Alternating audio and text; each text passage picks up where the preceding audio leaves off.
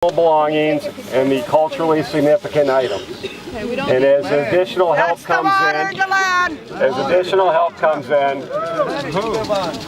they can focus on removing trash and debris that has no cultural or personal significance. All of it, the whole land does. What about structures? Are you going to be removing The only help we'll structures? receive is if it's native help and a native contractor.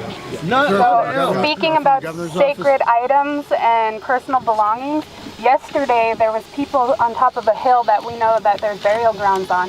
They were asked to come down from there because you're walking over somebody's grave. But a lot of these hills, you guys are walking over people's graves. And that's very disrespectful. These aren't just sacred sites, burial sites. They're recent, like people are still alive and they have family members in these graves. And I know how I have a grandfather here in North Dakota buried in one of these hills just like that. After you guys were asked to get down from that hill, you took a vehicle up there. So when you're talking about removing sacred items and stuff like that, you guys need to be aware of the hills that you're standing on to watch us, because you're also standing on people's graves. Violate your own laws. I'm Scott Davis. We just came down here for two reasons. If you recall, Governor and Chairman Archambault met about a month ago, and we agreed that we would assist, work together, communicate, and we've been doing a very good job of that, of trying to prepare for this river to flood. And regardless, we can debate all day long about the science and all that stuff, but what we're doing here today is to assist the tribe in cleaning up and doing the best we can in a peaceful manner, without any conflict, without any anxiety. And I can assure you that is our goal today. And in the coming weeks, coming days, is to work together. And we're not here to talk about the treaties. We understand that, Chairman, and our tribe, my tribe, is talking length with the governor about our treaties, the importance of our treaties. We've done that. We're achieving that.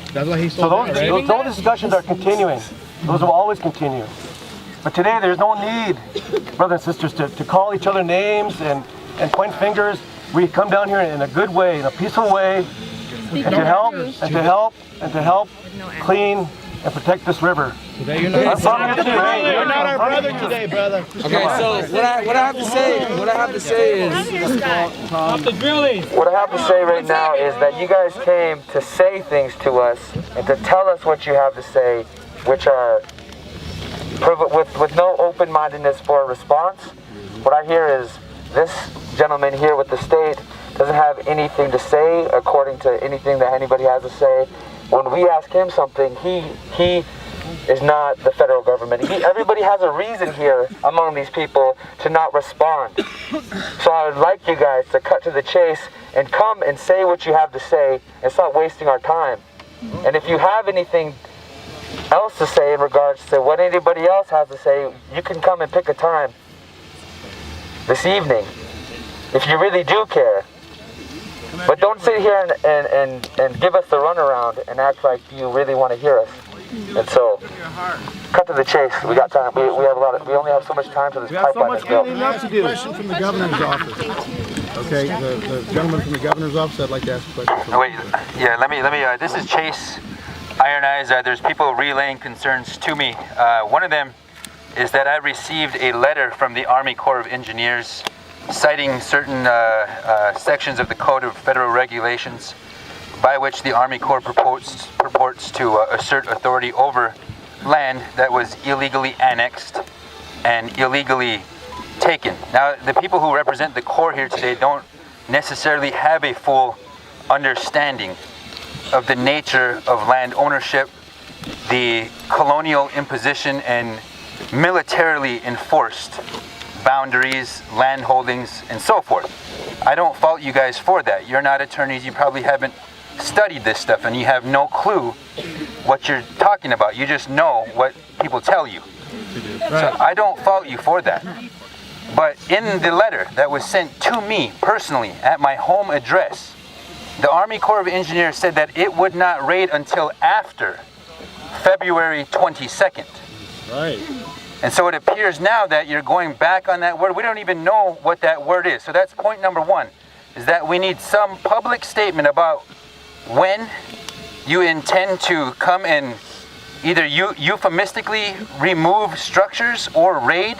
It doesn't matter what you call it, but people need to be prepared for it. Because there are women and children here, and we need to know the nature of your response.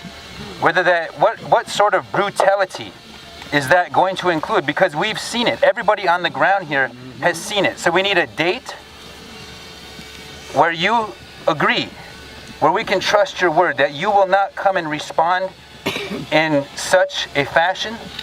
And we need to know what that response is going to be, what that fashion is, what the nature of that response will be. And lastly, we are all concerned about getting everything out of the floodplain and into high ground.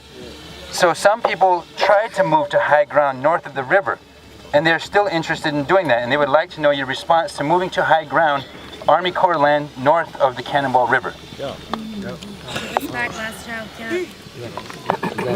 Okay, for the governor's office, I had a question. It goes with what Chase had just said. Okay, wait.